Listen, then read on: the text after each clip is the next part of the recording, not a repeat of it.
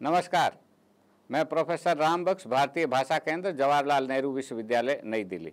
आज हम मध्यकालीन काव्य दो यानी भक्ति काव्य प्रश्न पत्र के अंतर्गत भ्रमर गीत सार का अध्ययन करेंगे।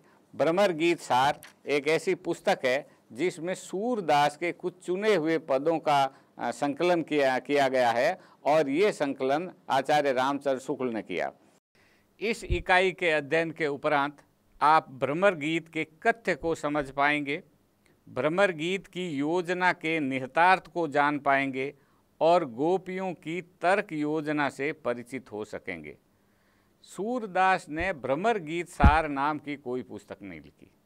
सूरदास की पुस्तक का नाम है सूर सागर। सूर सागर में भ्रमर गीत प्रकरण से संबंधित कुछ पद थे। इन पदों का आचार्य रामचंद्र शुक्ल ने संकलन किया और संकलित संपादित करके 1920 में इस पुस्तक को प्रकाशित किया। जब से और इसकी एक लंबी भूमिका भी लिखी आचार्य रामचंद्र शुक्ल ने, और इसके जो उप संपादक हैं वो विश्वनाथ प्रसाद मिश्र। तो मिश्र जी और शुक्ल जी दोनों ने मिल करके इस भ्रमर गीत सार नामक पुस्तक को संपादित किया।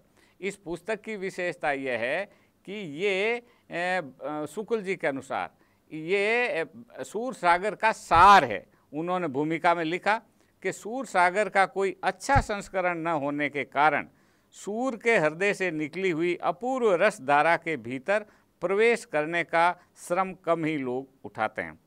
मैंने सन 1920 में भ्रमर गीत के अच्छे पद चुनकर इकट्ठे किए और उन्हें प्रकाशित करने का आयोजन किया, ये आचार्य रामचंद्र शुक्ल ने कहा। उसके बाद में ये जो पुस्तक है वो भारत के विश्वविद्यालयों में पाठ्यक्रमों में लगा दी गई। ये काशी हिंदू विश्वविद्यालय में जब पढ़ाई हो रही थी तो उस समय भी ये पाठ्यक्रम में थी। उसके बाद भारत के लगभग सभी विश्वविद्यालयों में भ्रमर गीत सार पाठ्यक्रम में है। बहुत सारे पाठ्यक्रमों, हिंदी पाठ्यक्रमों के इतिहास पर अगर हम विचार करें तो बहुत सारा परिवर्तन हुआ। अलग अलग जगह के लोगों ने अपने स्थानीय कवियों को रखा, एक के बजाय दूसरी किताब को रखा। यहाँ तक कि तुलसीदास को कभी रामचरितमानस रखते हैं तो कभी विनय पत्रिका पाठ्यक्रम में रख देते हैं। तो उनमें परिवर्तन होता रहता है, लेकिन मोटे तौर पर भ्रमर गीत सार में कोई परिवर्तन नहीं होता। और इसलिए भ्रमर गीत सार एक तरफ सूरदास की रचना है, दूसरी तरफ आचार्य रामचंद्र शुक्ल की सहमति है, और तीसरी जो भारतीय विश्वविद्यालयों का जो पाठ्यक्रम बनाने वाले लोग हैं उनकी मानसिकता को भी अभिव्यक्त करने वाली ये कृति है, और इसी कारण शायद ये पाठ्यक्रम से नहीं हटी। हालांकि माना यह जाता है कि सूरदास जो है बाल मनोविज्ञान के बेजोड़ कवि हैं, संसार में बाल मनोविज्ञान के सबसे बड़े कवि। उसके बाद में जो श्रृंगार और युवावस्था की और इसका जो वर्णन है वो भी सूरदास का अद्भुत है। राधा कृष्ण के प्रेम का बहुत वर्णन किया, जिसका परिणाम ये हुआ कि अगले 200 वर्षों तक राधा कन्हई के सुमिरन के बहाने श्रृंगार रस की अभिव्यक्ति हुई। और ये जो और उसके बाद वो भाषा ही पूरी बन गई कि ये सूर का इतना ज़बरदस्त प्रभाव था। राधा और कृष्ण का प्रेम रीतिकाल में आया, लेकिन इस पुस्तक को नहीं हटाया और वो कोई नई पुस्तक आपने पाठ्यक्रम में नहीं रखी। क्यों ऐसा हुआ? इसमें कहीं न कहीं इस प्रश्न पर विचार करने के संदर्भ में ही हम सूरदास के इस भ्रमर गीत को समझ सकते हैं। तो ये महत्वपूर्ण है। अब इसमें क्या है, थोड़ा सा इसको भी अगर हम जानें तो इसमें कुल मिला करके 400 पद है। और ये प्रकरण ये है कि कृष्ण जो है वो गोकुल से अक्रूर के साथ, अक्रूर जी आए और वो चले गए, गोकुल से मथुरा चले गए। मथुरा में वो जाके रहने लगे और उसके बाद वो गोपियों का उनको कोई ध्यान नहीं रहा और गोपियाँ वहीं रह गई गोकुल में। और उसके बाद में थोड़ी बेचैनी रही और उनको लगा कि गोपियाँ कृष्ण के विरह में बहुत व्याकुल है। तो उनको चिंता हुई तो अपने इस मित्र को, उद्धव कहते हैं कृष्ण के मित्र थे, उनको कहा कि आप जाइए वहाँ पे और वहाँ पे गोपियों को ज़रा समझाइए कि अब ये निर्गुण ब्रह्म की उपासना करे और ये सगुण कृष्ण के प्रेम को छोड़े, प्रेम में बड़ा दुख होता है आदि आदि। और ये जो उद्धव थे ये निर्गुण मत के, योग मत के समर्थक थे। तो ये वहाँ पर आते हैं और कृष्ण का ये संदेश सुनाते हैं। संदेश सुनाने के साथ में एक बात है कि कृष्ण का संदेश है, पहली बात। दूसरी बात ये कि चूंकि गोपियाँ दुखी है कृष्ण के प्रेम में, इस दुख को दूर करने में ये जो निर्गुण ब्रह्म की जो का जो दर्शन है, ये दर्शन मदद करेगा। अब यहाँ पर एक बड़ा भारी मनोवैज्ञानिक सच है कि दुनिया में जो छोटे छोटे दुनिया के दुख होते हैं, वो दुख दर्शन से दूर हो सकते हैं, ये कृष्ण का मानना है। और ये अब तक का ही अनुभव गम्य सत्य है कि आप दर्शन और चिंतन और विचार के द्वारा अपने दुख को दूर कर सकते हैं। अगर आपकी समझ बदल जाएगी तो आपकी पीड़ा कम हो जाएगी। जो दुख मनोवैज्ञानिक है वो दुख दार्शनिक तरीके से कम हो सकता है। तो कृष्ण ने सोच समझ करके इनको भेजा, ये वहाँ पर गए और इन्होंने अपना उपदेश दिया। उस उपदेश को गोपियों ने माना नहीं, उन्होंने कहा नहीं, हम तो कृष्ण को ही प्रेम करती हैं, जो कृष्ण को ही प्रेम करेंगी। और ये एक तरह का एक विवाद जैसा उनके बीच हुआ और फिर वो वापस आ जाते हैं। वापस आने के बाद उद्धव जो है गोपियों की पीड़ा का वर्णन करते हैं। ये कुल मिलाकर के सारा प्रकरण है, जो प्रकरण 7-8 पदों के अंदर हो सकता था, लेकिन जिसको कहना चाहिए नए नए प्रसंगों की उद्भावना करके इसको 400 पदों में सूरदास ने लिखा, जिनको इन्होंने इकट्ठा किया। अब इसमें हो क्या रहा है कि आरंभ के जो 10 पद है, इन 10 पदों में कृष्ण जो है उद्धव को अपना संदेश देते हैं कि भैया तुम जा रहे हो तो जाके गोपियों को ये कहना। ठीक, एक पद में कुब्जा भी संदेश देती है और उसके बाद में वो चले जाते हैं वहाँ पे और कृष्ण का संदेश लेकर आए हैं। लेकिन वो सोचते हैं कि नारिन प्रेमो को पटवत है कहत सिखामन जोग, लेकिन कृष्ण मेरे को क्यों भेज रहे हैं, इन औरतों को योग सिखाने के लिए भेज रहे हैं। कहीं ना कहीं एक थोड़ा सा उनके दिमाग में खटकता और वो आ जाते हैं। प्रभु की आज्ञा है और इस आज्ञा का वो क्या करें, गोकुल पहुंचने का जो वर्णन है, और वो वर्णन 4-5 पदों में वर्णन के भाई कोई आया है वैसा ही रूप धारण करके आया जैसे अक्रूरती थे, और अब सब दौड़ी हुई गोपियां आती है और अपनी बात कहती। उसके बाद में उद्धव बोलते हैं, एक आध पद में बड़ी मुश्किल से उद्धव अपना मत व्यक्त करते हैं। फिर लगभग 363 पदों में गोपियां ही बोलती रहती, जो तुम खुद ऐसा कहते हो, और गोपियां अपनी बात कहती, उद्धव को बोलने नहीं दिया जाता। इसके बाद में जब वापस जाने लगते हैं तब यशोदा 2-3 पदों में कहती है, और फिर मुश्किल से 4-5 पदों में उद्धव ज्ञान और योग की बात करते हैं। और अंतिम पद में फिर कृष्ण आते हैं और कृष्ण कहते हैं कि ऊदो ब्रज मोई बिसरत नाही, मुझे कुछ भी कर दो, मुझे ब्रज को मैं भूल नहीं पाता। और ये पूरा प्रकरण जो है समाप्त हो जाता। अब दिमाग में जो प्रश्न उठता है कि ये जो उद्धव है वो संदेश लेकर के आए थे, उनको संदेश देना था, गोपियों को तो कुछ देना ही नहीं था। लेकिन संदेश देने वाला तो कोई भी संदेश दे ही नहीं पाया, उसको बोलने ही नहीं दिया गया बेचारे को, और बोलती सारे टाइम गोपियाँ। और ये जो चीज़ है ये बड़ी महत्वपूर्ण। अब इसमें एक और बहुत बात महत्वपूर्ण है कि ये जो उद्धव है, ये उद्धव बाकी तो जो भी योग मत के समर्थक और कृष्ण के मित्र रहे होंगे, यहाँ पर वो कृष्ण के दूत बन करके आते हैं और कृष्ण गोपियों के लिए संदेश भिजवाते हैं, भाई तुम ये बेकार में दुखी रहती हो, प्रेम रेम बचपन का था उसको छोड़ दो और अपना जीवन जियो आराम से।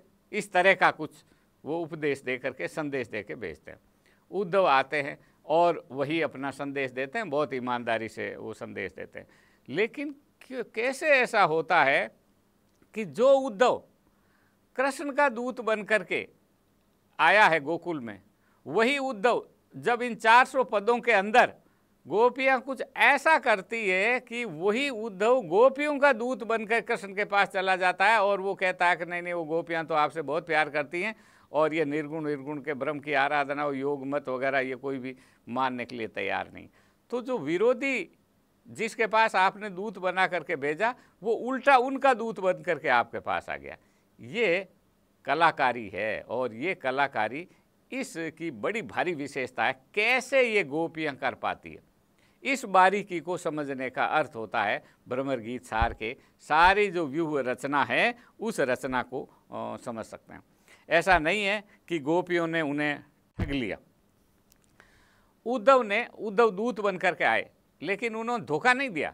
कृष्ण के जो विश्वास था कि ये मेरा दोस्त है, मेरी बात वहाँ जाके कहेगा, तो उस विश्वास को नहीं तोड़ा। वो दुश्मन से मिल नहीं गया, विरोधियों से मिल नहीं गया, वो जिनको संदेश देना था उनको बीच में ही नहीं था, और न ये था कि बात अपनी अच्छी तरह नहीं कही, उन्होंने अपनी बात कही, अच्छी तरह से कही, उस विश्वास को बनाए रखा। गोपियों ने भी उनको नहीं ठगा, फिर भी कुछ ऐसा हुआ जिसके कारण वो गोपियों का दूत बन गया। ये देखने की चीज़। और यहाँ ये भी कि कृष्ण और उद्धव की जो मित्रता है वो संदेह से परे। ऐसा नहीं कि मित्र बदल करके उनका राधा का मित्र बन गया, नो, वो कृष्ण का ही मित्र रहा, लेकिन फिर भी वो चले गए। ये एक तरह से कहना चाहिए कि जानना चाहिए। गोपियाँ क्या करती है कि गोपियाँ अपना पक्ष रखती है और सूरदास उनको बहुत उचित अवसर देते हैं कि आप अपने तर्क वितर्क में अपनी जो भी बात कहना हो वो कहो। और वो कुछ, लेकिन सारी बहस के बीच में दो तीन चीज़ों का बराबर ध्यान रखती है, जिसमें से पहली बात तो यह है कि कृष्ण हमारे हैं, कृष्ण अपने हैं, कृष्ण से हम प्रेम करती हैं, कृष्ण जो है चूँकि वो हमारे हैं तो हम उनके बारे में जो भी कह सकते हैं, लेकिन एक जिसको कहना चाहिए आत्मीयता का हमारा उनसे रिश्ता है। इस रिश्ते की कीमत पर कुछ नहीं कहना, रिश्ता टूटना नहीं चाहिए, इसका ध्यान रखते हैं। दूसरी बात यह कि जो उद्धव आए हैं ये हमारे प्रिय का मित्र है, कृष्ण का मित्र है, इसलिए ये भी हमारे लिए प्रिय हुआ, आदरणीय हुआ, क्योंकि वो हमारे हैं। इसलिए उद्धव का भी गोपियाँ बराबर आदर करती है और ये एहसास भी करती रहती है कि ये तुम हमारे लिए बहुत महत्वपूर्ण हो। फिर वो कहते हैं भाई अति रुचि के तुम हमारे लिए लेके आए, तुम हमसे प्रेम करते हो, कृष्ण भी हमसे प्रेम करते हैं, तुमने भी हमारे ध्यान रखा है, तो तुम हमारे लिए लेके आए ये योग मत, रुचि प्रेम से ही तो लाए। अगर तुम हमसे प्रेम न करते, हमारे साथ कोई संबंध भावना नहीं होती, तुम लेके आते क्यों, अपना कह देते। तो इसकी बात तो सही है, ये तुम प्रेम से ले लाए, लेकिन जो तुम बात कह रहे हो उससे हम सहमत नहीं। और इसलिए वो बहस करते समय ऐसा नहीं कह सकते कि नहीं तुम गलत लाए, तुम ये क्यों लाए, नाराज़गी नहीं सो। वो कहती हैं कि तुम बहुत अच्छी करी, तुम लेकर के आए, तुमने बातें भी बहुत अच्छी करी, लेकिन अब हम क्या करें। एक पंक्ति आती, ऊधो मन नहीं हाथ हमारे, हे ऊधो ये हमारा जो मन है यही हमारे हाथ में नहीं। अब यहाँ पर तर्क होता है कि आप किसी भी विचारधारा को, किसी चिंतन को आप कब मानेंगे, जब आपका मन मानेगा। अब मन अगर आपका नहीं मानता है तो आप कैसे करोगे। इसलिए कहते हैं कि मन तो हमारा है ही नहीं। मन कहाँ चला गया, तो कहा कि मन तो जो कृष्ण गए तो अपने साथ हमारा मन लेकर के चले गए। अब तुम ऐसा करो भाई उद्धव कि हमारे मन को वापस ले आओ। मन वापस कैसे आएगा, जब कृष्ण आएंगे तो हमारा मन भी आ जाएगा, और जब कृष्ण आ जाएगा तो हम योग सब करने के लिए तैयार। क्योंकि गोपियों का उद्देश्य ये है कि कृष्ण वापस आवें और उसी तरह की खेली क्रीड़ाएं करें जैसे उन्होंने बचपन में की थी। और इसलिए उनका सारा तर्क इस पे जाता है कि कृष्ण यहाँ पर आ जाए। और अगर कृष्ण नहीं आते हैं तो अब हम क्या करें, हम तो जो है बिल्कुल ही निराश्रित है, हमारे हाथ में ही कुछ नहीं, हम स्वयं ही अपने नियंत्रण में नहीं है। और जिस व्यक्ति का नियंत्रण अपने मन में नहीं, अपने ऊपर नहीं होता, वो व्यक्ति योग कैसे कर सकता है, क्योंकि योग में तो मन को नियंत्रण में करना होता है और मन नियंत्रण में है ही नहीं। और वैसे भी कोई काम बिना मन से, बेमन से किया हुआ काम तो कभी अच्छा होता ही नहीं। तो हे उद्धव, अब यहाँ पर गोपियाँ दर्शन के स्तर पर, ये जो दार्शनिक विवाद है निर्गुण सगुण का, इसमें गोपियाँ दर्शन के स्तर पर किसी तरह की कोई बातचीत नहीं करती, कोई दार्शनिक विवाद नहीं करती, जिसका मतलब है कि संभव है कि दर्शन के स्तर पर आपकी बात सही हो। एक तरह से कहना चाहिए कि एक कदम पीछे हटती है, अपना पराजय मान लेते हैं कि हाँ तुम सही हो, लेकिन फिर वो उसके बाद वो अपना तर्क देती है कि हम में ही कोई कमी है, हम नहीं कर पा रहे। अब आप इसको मानो, माने हमको करना नहीं है, हम ये गलत है ये तुम्हारा योग, इस पे बात नहीं कर रहे हैं। हम ये बात कर रहे हैं कि मैं ही कमज़ोर हूँ जिसके कारण उन चीज़ों को हम नहीं कर पा रहे। इसीलिए वो कहती हैं, नातुर कहा जोग हम छाणी अतिरुचि के तुम लाए, नहीं तो तुम जो योग का वो लेकर के आए हो इसको हम छोड़ते थोड़े, क्योंकि हमारा तो मन ही हमारे हाथ में नहीं है, जी हमारे हाथ में नहीं है। उसे जब कृष्ण ले गए तो बाकी चीज़ों का तो हमें कोई बात ही नहीं। फिर वो कहते हैं, गोपियाँ बराबर करती हैं कि ये जो है, चलो तुम तो एक संदेशवाहक हो भाई, तो तुमने आकर के हमको संदेश दिया, दूत हो, दूत तो अवध्य होता है, दूत के खिलाफ तो कुछ कहा ही नहीं जाता क्योंकि उसको किसी दूसरे ने कहा, और वो आकर के योग की शिक्षा दे रहा है, ठीक है, लेकिन हम तो जगत श्याम की करनी, हम तो कृष्ण की के चीज़ों को देख रहे हैं। कैसा आदमी है, मन ले जोग पठाए, हमारा मन ले लिया और हमें योग दे दिया बदले में, तो बराबर का सौदा तो होना चाहिए। मन लिया है तो भैया मन दो, और मन न लेते, अगर आपको ऐसा ही था प्रेम न करते, प्रेम किया, हमारा मन ले लिया, हमारे हाथ में नहीं है, तो अब हम क्या कर सकते हैं? तो हम तो इस कृष्ण की करतूतों पर, अब चूंकि कृष्ण अपने हैं इसलिए अपनों के विरुद्ध आप कुछ भी कह सकते हो। वो इतने अपने हैं कि आप उनकी निंदा भी कर सकते हो। इसलिए गोपियां खटाक से कहते हैं हम तो इस कृष्ण की करनी पर बहुत दुखी हैं और उसके कारण हमारा ये सब विकास नहीं होता। अब गोपियां जो है, अब उद्धव चूंकि आ गया और अब आपको कृष्ण के खिलाफ बोलना है। ये जो विरोध करती है गोपियां कृष्ण का, ये है उपालंब, इसलिए ये उपालंब काव्य, उपालंब शिकायत वाला काव्य। ये उपालंब क्या होता है? उपालंब काव्य को, उपालंब उसे कहते हैं कि जो हमारा अपना होता है, जिसे हम बहुत प्रेम करते हैं, जिसका हम बहुत विश्वास करते हैं, वो व्यक्ति अगर हमें चोट पहुंचाए, जाहिर है कि जब अपना चोट पहुंचाएगा तो दर्द ज़्यादा होगा। उस चोट का, अपने द्वारा पहुंचाई गई उस चोट का प्रतिकार हमको करना। अब प्रतिकार करने का यहाँ पर दो तरीका, अगर हमारे कोई विरोधी व्यक्ति, हमारा कोई शत्रु है, वो अगर हम पर आक्रमण करता है, हम अगर उसका प्रतिकार करते हैं तो हम उस पर आक्रमण करेंगे। हम चाहते हैं कि वो समाप्त हो जाए या उसका तर्क समाप्त हो जाए, उसको हम गलत साबित कर दें और हम जीत जाएं। लेकिन वो जो व्यक्ति है जिसने हमको दुख दिया है, वो तो हमारा अपना है, उसको तो नुकसान पहुंचाना ही नहीं, क्योंकि उससे तो हम प्रेम करती, पहली बात। दूसरी बात, जो अपना है उसने अगर हमको दुख दिया है तो उसके खिलाफ बातें हम किसी तीसरे व्यक्ति को नहीं कहेंगे, हम उसी को कहेंगे कि तुमने ये ऐसा किया। अब वो कृष्ण यहाँ है नहीं तो कैसे करें? तो कृष्ण का जो अपना है और उद्धव कृष्ण के अपने हैं, इसलिए गोपियां बराबर कहती हैं कि उद्धव तो भैया कृष्ण के ही हैं, कृष्ण के मित्र हैं, हम तो इनको मानते हैं। तो कृष्ण के की शिकायत उद्धव के सामने कर सकते हैं, कंस के सामने तो नहीं कर सकते, दूसरे लोगों के सामने नहीं कर सकते, जो उनका अपना है उनके खिलाफ। अब वो जो शिकायतें करती है, उन शिकायतों का उद्देश्य कृष्ण को या अपने प्रिय को पराजित करना नहीं है। चाहते हम ये है कि जैसा हमारा पुराना रिश्ता था, जैसी हमारी मित्रता थी, वैसी ही मित्रता बनी रहे, लेकिन वो जो हमारा आत्मी है वो हम पर अत्याचार न करे। तो इन तीनों चीज़ों का ध्यान रखना, आक्रमण करना है, अपने ऊपर जो अत्याचार हुआ उसका प्रतिकार करना है, उसको हम नहीं मानते ये कहना है, लेकिन फिर भी अपने उस रिश्ते को और रिश्ते की गरिमा को बनाए रखना है। और ये काम गोपियाँ इस पूरे विवाद के दौरान करती। इसलिए कृष्ण के खिलाफ कोई ऐसी बड़ी बात नहीं, सिर्फ इतना सही है कि हमको दुख देते हैं, इसके कारण कितनी परेशानी हुई। और न उद्धव के बारे में कुछ कहते हैं, निंदा वाला कुछ नहीं कहते। जितनी भी कोई हंसी मजाक होती है कृष्ण की, वो भी हंसी मजाक के क्षेत्र में रहती। इसलिए संबंधों की जो मर्यादा है, उस मर्यादा को सुरक्षित रख करके, और जो आत्मीय ने जो पीड़ा पहुंचाई, इस पीड़ा के विरुद्ध शिकायत, ये इस भ्रमर गीत की एक बड़ी भारी काव्यात्मक विशेषता। और इसलिए वो कहते हैं कि मन नाही 10-20, हमारे कोई 10-20 मन तो है नहीं, एक मन था वो कृष्ण को चला गया।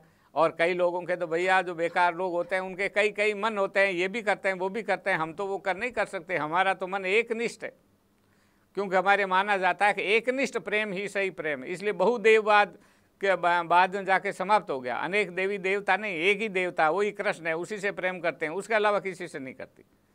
तो इसलिए गोपियाँ कहते हैं कि मन भी एक है और मन एक है तो हम क्या करें। और श्याम जो है हमारे ईश है, कृष्ण हमारे ईश्वर है। अब इसमें होता क्या है कि गोपियाँ का तर्क की विशेषता आप देखिए, एक तो दर्शन के स्तर पर वो कोई बहस नहीं करती, दूसरा कृष्ण जो है कभी तो उनके ईश्वर बन जाते हैं और कभी उनके प्रेमी बन जाते हैं। जब उनको लगता है कि दर्शन के स्तर पर उनको लाना है तो वो उनको वैयक्तिक जीवन पर ले आते हैं। इधर जो है उद्धव तो बिल्कुल योग मत का प्रतीक ही है, उसका प्रतिनिधि है, उसको आड़ नहीं है। गोपियों के पास में आड़ है, व्यक्तिगत रिश्तों की आड़ ले लेती है दार्शनिक बहस के समय में, और इसी तरह से दार्शनिक आक्रमण करने के लिए भी वो वैयक्तिक जीवन का वो आक्रमण कर देती है। इसलिए वो कहते हैं कि भाई ठीक है, उद्धव अच्छा है, अपनी बात कहता है, ईमानदारी से बात कहता है, इसलिए हम तो कोई शिकायत नहीं करते। लेकिन परेशानी क्या है, उद्धव नीरस है और अनुभवहीन है, इसने प्रेम ही नहीं किया तो प्रेम के मनोविज्ञान को क्या जाने। अपरस रहत स्नेह तगा से नाहिन मन अनुरागी। स्नेह प्रेम किया ही नहीं तो उसने, तो जिसने प्रेम नहीं किया वो प्रेमियों के मनोविज्ञान को क्या जाने। जैसे कमल से भौरा प्रेम करता है, गोपियाँ उदाहरण देती, और भौरा प्रेम करता है, रात को कमल की पंखुड़ियों के अंदर बैठता है, पंखुड़ियाँ रात के टाइम बंद हो जाती है, भौरा बंद हो जाता, और उसकी तो बहुत तेज वो होते हैं, वो चाहे तो काट दे उसको कमल को, लेकिन कमल को नहीं काटता, वो चुपचाप बैठा रहता। और अगर आप लकड़ी में रख दो तो लकड़ी को काट दे, लेकिन वो प्रेम वाली को उसको नहीं काटता। इसी तरह लेकिन दूर से आता, उसी कमल जो पानी के अंदर रहता है उसके साथ मेंढक रहते हैं। दादुर तो कमल से प्रेम नहीं करता तो कोई रिश्ता ही नहीं बनता, तो जो जिससे प्रेम करता है उसके साथ रिश्ता बनता है। तो तुम तो कृष्ण के साथ रहते हो, जैसे दादुर तालाब में रहते हैं जहाँ कमल खिलता, लेकिन दादुर नहीं प्रेम करता। हम गोपियाँ दूर रहती हैं लेकिन हम प्रेम करती हैं कृष्ण के, और कृष्ण को ही छोड़ो, तुमने तो किसी से प्रेम नहीं किया। तो जिस व्यक्ति ने प्रेम नहीं किया वो प्रेमी के मनोविज्ञान को नहीं समझ सकता, वो प्रेमियों को उपदेश कैसे दे सकता। इसलिए जो ये उपदेश दे रहे हैं ये अनुभवहीन व्यक्ति के द्वारा दिए गए उपदेश है। इस उपदेश में वो बारीकी, वो समझदारी नहीं है जो समझदारी इस अनुभव को जीने के बाद आती है। अब नदी समुद्र से प्रेम करती है तो कोई बाधाएं थोड़े मानती है, पेड़ पौधे तटों को सबको तोड़ती हुई नदी जो है वो समुद्र में जाकर के मिलती है। तो प्रेम का महत्वपूर्ण है, इसलिए वो कहते हैं विलग जन मानो उदो प्यारे। हमारी बात जो है ना, विलग मत मानो, बुरी मत मानो, तुम नहीं जानते तो अब क्या करें, तुम्हारा अनुभव है ही नहीं। इसलिए वो कहते हैं कि लेकिन हमको कई बार शक होता है कि कृष्ण ने तुमको यहाँ क्यों भेजा। तो संदेह करती रहती है कि कृष्ण तो भाई उद्धव ने प्रेम नहीं किया, चलो ये तो समझ में आता है, लेकिन ये तो दूत कृष्ण के, कृष्ण ने तो प्रेम किया था, तो वो प्रेमियों के मनोविज्ञान नहीं जानते क्या, तो उन्होंने तुमको कैसे भेजा। कहीं ऐसा तो नहीं तुम बीच में ही भूल के आ गए या तुम बीमार हो गए, क्या हो गया। तो वो कहती है कि ऐसे कैसे हो सकता है। एक पद कहती है कि सांच कहो तुमको अपनी सो बूझत बाद निदाने। हम निदान, एक बहुत छोटी सी बात तुमको पूछना चाहते हैं, वो क्या है कि सूर श्याम जब तुम्हें पठाए तब ने कहूँ मुस्काने। सूरदास कहते हैं कि श्याम ने, कृष्ण ने जब तुमको यहाँ गोकुल भेजा कि जाओ गोपियों को समझाओ, तब जरा सा हंसे थे क्या। तुमने तो देखा नहीं होगा, देखा होगा तो बताओ जरा इसका क्या मतलब। माने तब कृष्ण तो जानते हैं कि तुम्हारी यहाँ ब्रज में क्या दुर्गति होने वाली है, क्योंकि तुम गोपियों को समझाने के लिए, तुमको हमें समझाने के लिए कृष्ण ने नहीं भेजा। तुम्हारे मन में ये जो निर्गुण ब्रह्म और योग मत का जो बातें फैली हुई थी, इसको कृष्ण दूर कराना चाहते थे। कहा तू बड़ा भारी विद्वान बनता, जा वहाँ पर अनपढ़ स्त्रियों से मार खा, और इसलिए उन्होंने भेजा होगा। तुमको पता ही नहीं बेचारे को, तुम समझ ही नहीं पा रहे हो। लेकिन हमको सचमुच में ऐसा लगता है। तो गोपियाँ बराबर कहती है ये उद्धव जो है ना बड़ा नादान है, बड़ा भोला सा है, जबकि वो तो बहुत पढ़ा लिखा आदमी था। गोपियाँ कहती हम तो अनपढ़ हैं, ब्रज युवतियाँ हैं, हमको तो कुछ पता नहीं। लेकिन जब वो उद्धव का मजाक बनाती है तब पता चलता है कि गोपियाँ अपने आप को कितना समझदारी से करती हैं। और इसलिए वो कहती हैं कि कृष्ण तो हमारे हैं, इसलिए हम कृष्ण को बेहतर जानते हैं तुमसे। क्या करा होगा उन्होंने, तुम कृष्ण को नहीं जानते, तुम साथ रहते हो लेकिन तुम हमसे ज़्यादा हमारे प्रिय को नहीं जानते, हमारे प्रिय को हम ही जानते हैं। और इसलिए तुमको कृष्ण ने, तुम हो गए वहाँ बहुत रोज़ बकबक करते रहते थे, कृष्ण को तंग करते थे, इसलिए उन्होंने कहा यार बहुत तंग करता है, इसको वहाँ भेज दो। तो तुम्हें टार दिया, यहाँ कुछ पठाई टारी, यहाँ भेज करके, और तो कहा कि तंग कर रहा है उसको वहाँ भेज दो। कोई गंभीर उपदेश देने के लिए नहीं भेजा था। कृष्ण जानते थे कि तुम क्या करोगे, बेकार है, वहाँ पर कुछ तुम्हारा अर्थ होएगा नहीं। इसलिए गोपियाँ तर्क न करने का तर्क देती है और अपनी असमर्थता के गीत जाती है। एक बिंदु पर वो अपनी पराजय स्वीकार करती है, लेकिन जो अगला बिंदु आता है उसमें वो अपना विजय जागृत कर लेती है। अब यहाँ पर एक और चीज़ है जो बहुत महत्वपूर्ण है, वो ये है कि बहस में उद्धव के मन में अपने लिए ममता जगा देती है। वो कुछ इस तरह से अपनी पीड़ा का वर्णन करती है कि उससे उद्धव के मन में गोपियों के प्रति विरोध भाव जागृत नहीं होता, बल्कि प्रेम भाव जागृत होता, और इसका ध्यान रखती। इसलिए उसके उद्धव के अहम पर कभी चोट नहीं पहुंचाती। वो कभी नहीं कहती कि तुम जो बोल रहे हो गलत बोल रहे हो, तुम जो बोल रहे हो वो दार्शनिक स्तर पर सही नहीं, कुछ नहीं कहते। वो कहते तुम बिल्कुल सही कह रहे हो, तुम तो हो ही बहुत अच्छे, लेकिन हम कमज़ोर हैं, हम नहीं कर पा रही। और इस तरह अपनी असमर्थता के द्वारा माने एक तरह से मीठी बात कह करके मना करना हुआ, वो गोपियाँ करती हैं। और उसके बाद में धीरे धीरे धीरे धीरे धीरे वो कृष्ण प्रेम का और वीर्य का वर्णन करके उसे अपने लिए ममतालु बना लेती है। और ये जो ममता गोपियाँ जो जगा देती है, सारे बहस मुबावसे के बाद उस विरोधी को, जो विरोधी हमारा है, उस विरोधी को अपना समर्थक बना लेना, ये बहस का अद्भुत तरीका। और ये तरीका हिंदी में बहुत कम लोगों को आता है, इसलिए गोपियाँ तर्क करते करते एकदम पीछे हट जाती और फिर अपनी व्यवस्था और अक्षमता पर आकर के अपनी बात को वो बोलती है। तो व्यक्तिगत संबंधों के स्तर पर विवाद अपनी जगह है, दर्शन अपनी जगह है, लेकिन व्यक्तिगत रिश्ते अपनी जगह, इसलिए उन रिश्तों को बचाए रखती है भ्रमर गीत सार की गोपियाँ। और वो रिश्ते कृष्ण से भी बचते हैं और वो रिश्ते उद्धव से भी बचते रहते हैं। और यदि उद्धव नाराज होकर जाएगा, यदि उनके प्रति कटु हो जाएगा, कटुता पैदा उसके मन में हो जाएगी, तो गोपियों का सारा उद्देश्य जो है वो असफल हो जाएगी गोपियाँ। लेकिन गोपियाँ इसका बराबर ध्यान रखती हैं, इसलिए वो बराबर उनको कहते हैं कि तुम ये ऐसा करते हो, ऐसा करते हो। इसके बाद में जो इसका जो मुख्य उद्देश्य है वो निर्गुण सगुण विवाद है, जो भक्ति काल का एक बहुत ही बड़ा विषय है, कि जिसमें निर्गुण मत का खंडन करना बहुत जरूरी है। और भ्रमर गीत में वो बराबर वो बातें कहते हैं कि जिससे निर्गुण मत का खंडन हो जाए और खंडन अपने आप हो जाए। जैसे वो कहती है कि अच्छा ये बताइए कि हम तो युवतियां हैं, तो योग मत में तो निर्वस्त्र होकर रहना चाहते हो, तो तुम हमको निर्वस्त्र रहने का उपदेश देते हो क्या?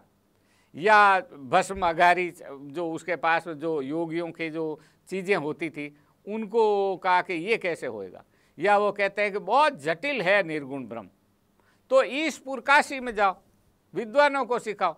माने ये आम जनता के लिए उपयोगी दर्शन नहीं है। गोपियाँ बराबर इस दर्शन के बारे में ये कहती हैं कि एक तो युवतियों के लिए उपयुक्त नहीं है, तो आपने बहस युवतियों से क्यों कराई? अगर निर्गुण का खंडन करना था तो पुरुषों से बहस कराते, लेकिन नहीं, पराजय निश्चित करनी थी निर्गुण की सूरदास के द्वारा, इसलिए उन्होंने पात्र ऐसे चुना। दूसरा जो है कि विद्वान गोपियाँ तो निरक्षर, और भारत की अधिकतर जनता निरक्षर थी उस समय, पढ़े लिखे लोग तो बहुत ही कम थे, दार्शनिक चीज़ें तो बहुत ही कम लोगों को आती थी। तो ऐसे में दार्शनिक बहस तो हो ही नहीं सकती। तो जनता के काम का क्या है? तो कहा कि भैया जनता के काम का सगुण है, हमको दिखाई देता कृष्ण है, मुरली धारण किए हुए हैं, मोर पंख लगाए हुए हैं और ऐसे ऐसे करके गोधेनु चराते रहते हैं गांव में, ये हमारा ईश्वर है। और यही जो है हमें बरसात से और इस जो कष्ट है दुनिया के, इन कष्टों से हमको दूर करते हैं, इसलिए ये हमारा ईश्वर है। ईश्वर का एक रूप होना चाहिए, और गोपियाँ कहते हैं कि उस रूप के साथ हमारा रिश्ता बनता है। नहीं तो अच्छा चलो बताओ, तुम जो निर्गुण ब्रह्म के बारे में कहते हो उसके स्वरूप के जानते हैं, तो कहते हैं कि निर्गुण कौन देश को वासी। हम किसी भी व्यक्ति से परिचय प्राप्त करते हैं, सबसे पहले कहते हैं भैया तुम कहाँ के रहने वाले हो, तुम्हारा माँ बाप कौन है, और मध्यकाल में तो जाति भी पूछ लेते थे, किसका वंशज हो तुम। तो ये जो परिचय, चूँकि निर्गुण तो किसी का कुछ नहीं है, इसलिए वो जो लौकिक सवाल गोपियाँ पूछती है वो एक तरह से कहना चाहिए कि उद्धव को निरुत्तर कर देने वाली, जवाब नहीं बनता। निर्गुण कौन देश को वासी, आप क्या जवाब दोगे, किस देश में रहता? और बाकी कृष्ण का देश पता है, सारे लोगों का देश पता है, हमको हमारा देश पता है, आप किस गांव के रहने वाले हो ये हमको पता है, सबको सब चीज़ पता है, लेकिन निर्गुण के बारे में हमें पता ही नहीं। तो जब पता नहीं है और उसके माता पिता दास दासी कौन क्या है इसके बारे में भी कोई जानकारी नहीं, तो हम उसको समझे कैसे? और जब हम समझे तो किताब में लिखा हुआ है, तो किताब में लिखा हुआ तो हमने तो किताब ही नहीं पढ़ी। तो तुम जाओ ईशपुर काशी, काशी के अंदर जाओ और वहाँ तुम उनको सिखाओ। इसलिए गोपियाँ क्या करती है कि उद्धव को गलत ढंग से उद्धृत करती है, और गलत ढंग से जो उद्धृत करती है उसमें बातें तो उसी की होती है, लेकिन स्वयं एक तो उद्धव के मुँह से बोलने नहीं देती, उद्धव की बातों को अपने ढंग से उसको उद्धृत करती है, और उद्धृत करके उसके कमज़ोर हिस्से से हास्य उत्पन्न कर देती है, ऐसा विवाद उत्पन्न कर देती है कि उसी प्रश्न के अंतर ही योग मत और या निर्गुण ब्रह्म का खंडन हो जाता। और इसलिए वो कहते हैं भैया जोग सुनियो हम अति दुर्लभ, हमने तो बहुत ही मुश्किल जोग के बारे में सुना था, रे कन रूप वरण जाके नहीं ताको हमें बतावत, अपनी को दरस वैसे को तुम कब हो पावत। अच्छा चलो, जैसा भी योग है, तुमने ऐसे किसी ईश्वर को तुमने देखा क्या? हमने तो कृष्ण को देखा, गोद में खिलाया और ये सब माखन चोरी करते हुए, ये करते हुए हमने तो खिलाया, तो हम तो जानते। लेकिन तुम कितना जानते हो? तुमने देखा? जाहिर है कि कोई भी व्यक्ति, मध्यकाल में भी कोई भी व्यक्ति ये नहीं कह सकता था कि हमने ईश्वर के दर्शन किए। ईश्वर के दर्शन के अभिलाषी हैं।